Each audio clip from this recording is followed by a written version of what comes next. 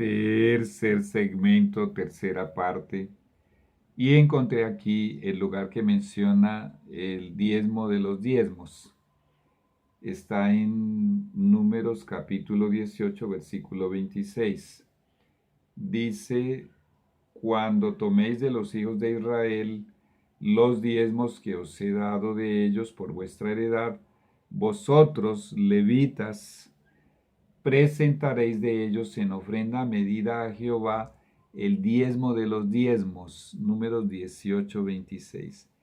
Qué sagrado que es este asunto de los diezmos, pues hasta los levitas tenían que devolver el diezmo del diezmo que recibían.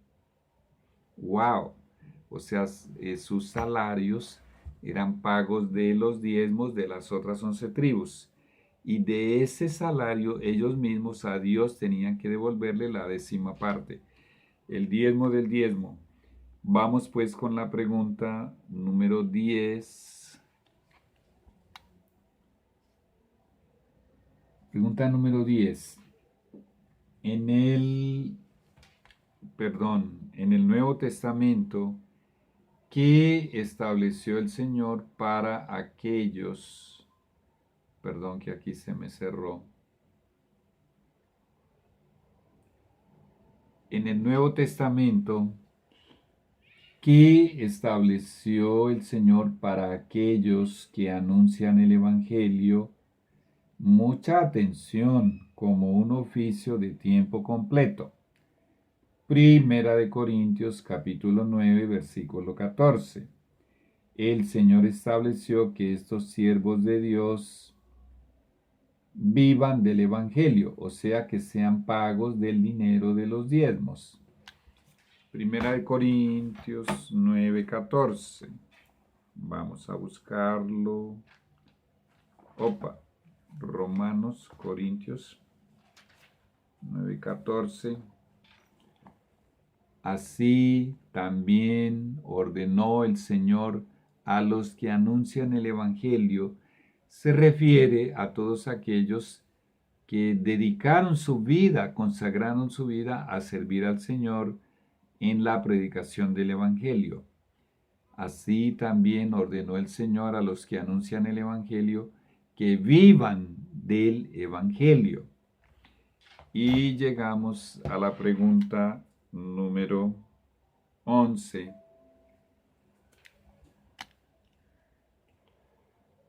¿Qué seria advertencia sentenció el Señor contra todos aquellos cristianos que le roban los diezmos y las ofrendas? Malaquías 3, 8, 9, 10. El Señor sentenció que ellos serán malditos con maldición. Pero también allí en este mismo registro hay una bendición. Primero vamos a leerlo. Malaquías capítulo 3. Malaquías capítulo 3. Dice: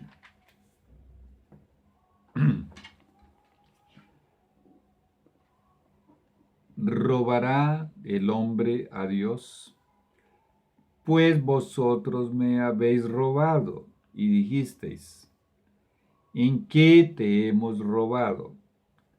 El Señor responde: en vuestros diezmos y en algo más, y ofrendas. Ya vamos a hablar de las ofrendas. Malditos sois con maldición, porque vosotros, la nación toda, me habéis robado. El diezmo es de Dios, es dedicado a Dios, es consagrado a Dios. Ahora imagínate robar al mismo Dios. Eso trae una maldición sobre ti, sobre tu familia, sobre tu casa. Si tienes un ministerio, eso trae una maldición sobre tu ministerio. Y da una orden en el versículo 10. Traed todos los diezmos al alfolí, y haya alimento en mi casa, y probadme ahora en esto, dice Jehová de los ejércitos, sino os abriré las ventanas de los cielos y derramaré sobre vosotros bendición hasta que sobreabunde. Lamentablemente, este versículo 10 del capítulo 3 de Malaquías, algunas iglesias en estas últimas décadas, bueno, o tal vez antes de estas décadas, inventaron lo que se conoce como la teología de la prosperidad. Sí, venga, traiga dinero, traiga mucho dinero, tráiganos dinero y Dios lo va a enriquecer. Repito, algo que ya mencioné más de una vez, la enorme mayoría de los hijos de Dios y de los hijos verdaderos de Dios, realmente convertidos, viven en la pobreza o en la miseria, generalmente en los países más pobres. Hay hijos de Dios en los países ricos, pero no es fácil encontrarlos. La enorme mayoría, nos dice el mismo Jesús, que están entre los pobres y entre los que viven en la miseria y los que están debajo de la línea de la miseria. Entonces, ¿cómo vamos a confrontar al mismo Dios y a usar este texto que dice, derramaré sobre vosotros bendición hasta que sobreabunde y abriré las ventanas de los cielos? Algunos interpretan esto como que Dios está diciendo, los voy a hacer ricos materialmente hablando. En algunos casos, si tenemos evidencias en la Biblia, Dios llegó a hacer eso. Pero en la enorme mayoría de los casos, los hijos de Dios han muerto en la pobreza, sin nada en este mundo. Entonces, ¿qué tipo de riquezas fue las que Dios les dio? Fueron bendiciones espirituales. Estas personas fueron ganadores de almas. Con su ejemplo de vida de abnegación y sacrificio, como vivió Cristo y vivieron los apóstoles, ganaron muchas almas para Cristo. Vamos pues a la pregunta número 12. Pregunta número 12. Bueno, toca correrlo acá. Pregunta número 12. Bueno, perdón, me toca organizarlo acá.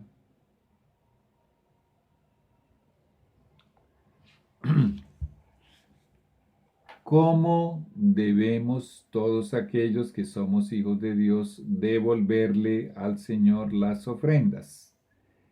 Segunda de Corintios 9, 7, Lucas 21, 1 al 4. Primero vamos a Lucas 21, 1 al 4. Libro de Lucas es el tercer evangelio antes de Juan. Lucas 21 dice, levantando los ojos, Jesús estaba en el templo y estaban allí los ricos trayendo de manera ostentosa y de manera presuntuosa costosas ofrendas. Levantando los ojos, vio a los ricos que echaban sus ofrendas en el arca de las ofrendas. Vio también a una viuda muy pobre que echaba allí 2 blancas. Vamos a entender ya que son 2 blancas. Y dijo, en verdad os digo que esta viuda pobre echó más que todos, porque todos aquellos echaron para las ofrendas de Dios de lo que les sobra, mas ésta de su pobreza echó todo el sustento que tenía. No sabemos si esas 2 blancas eran el sustento de un día o de una semana, pero era lo que ella tenía para sobrevivir. Y a pesar de la corrupción del espíritu de profecía, el testimonio de Jesús, hablando de estos sacerdotes, dice que ellos, refiriéndose a su dieta y a la forma golosa y glotona como ellos comían, ella dice que eran bien alimentados. Voy a leerlo. Él está en el deseado de todas las gentes y también está en consejos sobre mayordomía. Pero yo lo quiero leer del deseado de todas las gentes. Voy a buscarlo aquí. Dice, muy bien.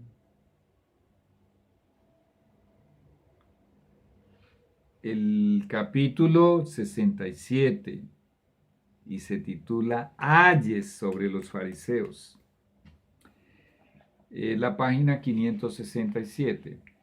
El Salvador llamó así a sus discípulos y les pidió que notasen la pobreza de la viuda. Esto fue revelado por inspiración en visión o en sueño a nuestra profeta. Y cuando yo lo he leído, para mí es como si estuviese viendo una película. El Salvador llamó así a sus discípulos y les pidió que notasen la pobreza de la viuda. Entonces sus palabras de elogio cayeron en los oídos de ella.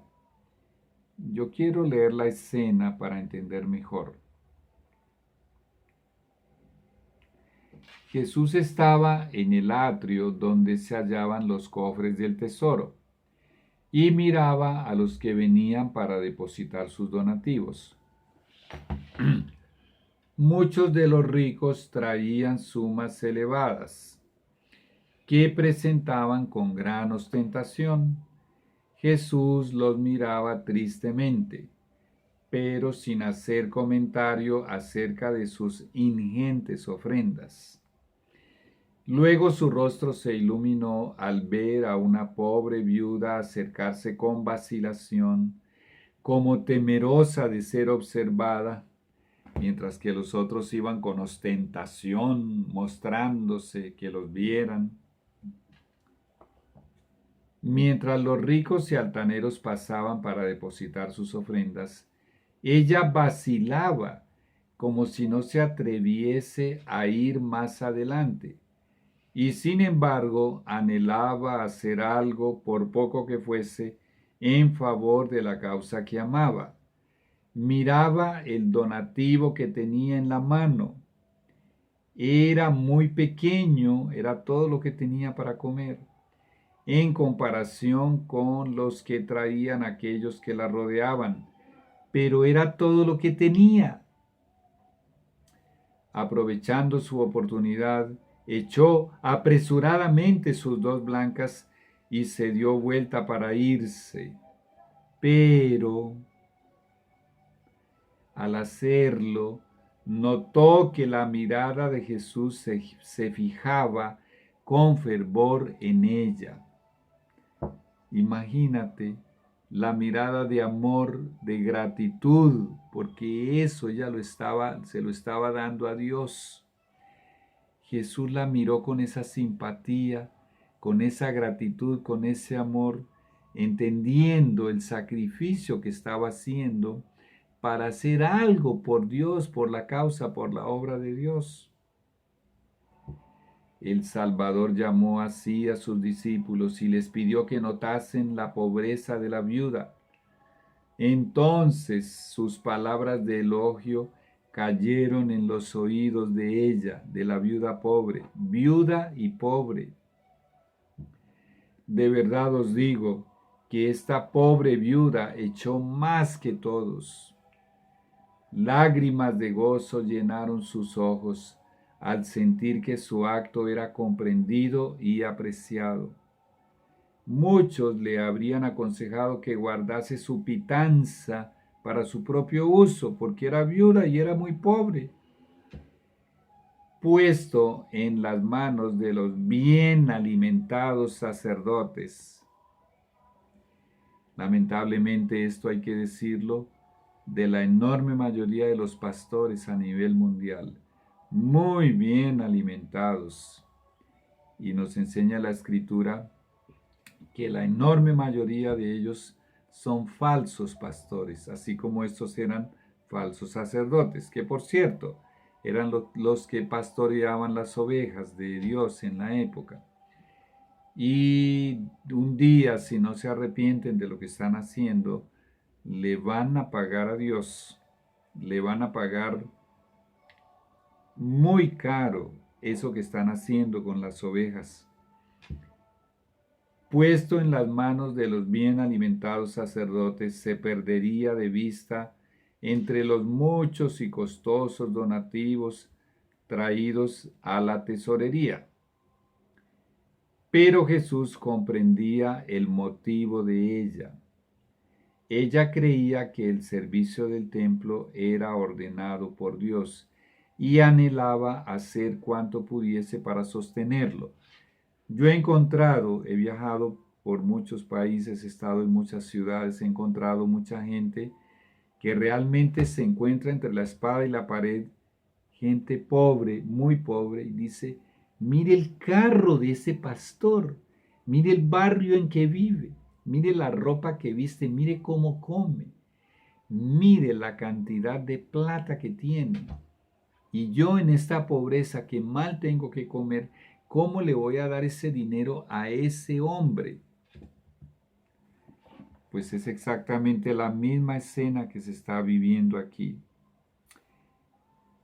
El hecho de que hayan muchos que se han dedicado a predicar el Evangelio, que perdieron de vista a Jesús y perdieron de vista lo que significa llevar una vida de abnegación y sacrificio como la llevó Jesús, como la llevaron los apóstoles, y vivan en la comodidad, la holgura, el confort, la ostentación en muchos casos.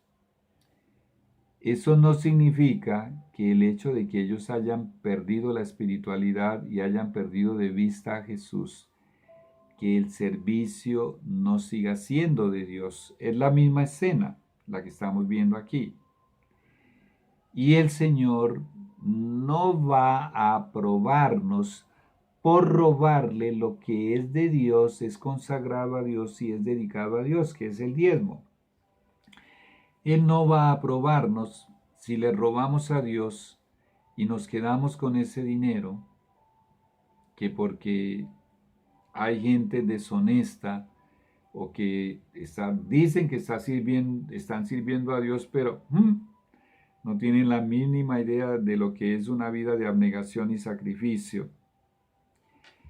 Pues yo no puedo robar a Dios, ellos le darán cuentas a Dios, yo le cumplo a Dios.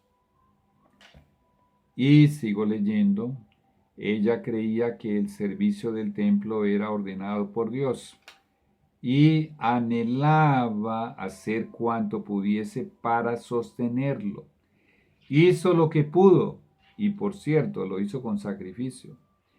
Y su acto había de ser un monumento a su memoria para todos los tiempos. Hoy, 2000 años después, se sigue destacando, se sigue enarbolando la generosidad, el amor del corazón de esa viuda pobre, a pesar de, y su gozo en la eternidad.